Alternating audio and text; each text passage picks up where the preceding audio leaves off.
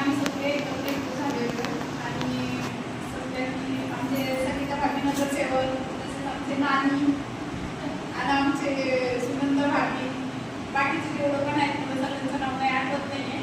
म्हणजे मी सगळे आपल्या इथे जमा झाले. ते आपण कसं आहे 15 वर्ष झालेत आपल्या बचत गटाला.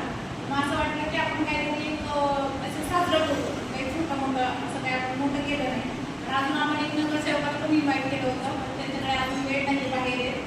ते म्हणजे 8 वाजता येते बघू आपण. पण आपण एवढं म्हणजे जे गरीब आहेत आपण काही एवढं झाकीरदार नाही आहोत. पण जेवढं पण आपण घरगुती बाया आपण कसं आहे म्हणजे 200 100 आपण 100 रुपयांनी चालू केलं होतं. आता आपण 500 रुपयेपर्यंत आलो.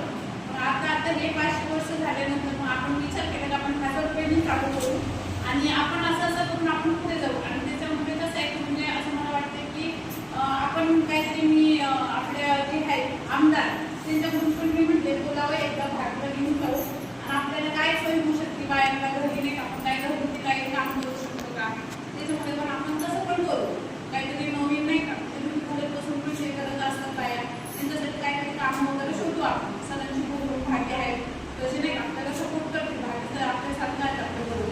मग असं मला असं वाटतं की आपण असं काहीतरी करता करता एक पुढे आपण जाऊ काहीतरी अजून ह्याच्यापेक्षा मोठा काहीतरी साजरा करू.